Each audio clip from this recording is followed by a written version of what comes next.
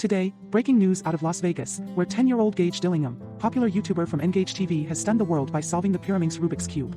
The young genius, who has been practicing speedcubing for months, has showcased his incredible skills on live television, leaving viewers in awe of his talent.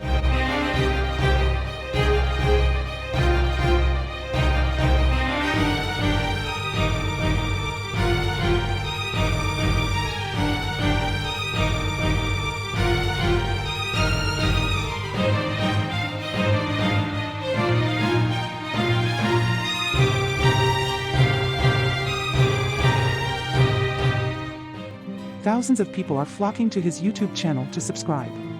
Don't be a fool, make sure to click the subscribe button now.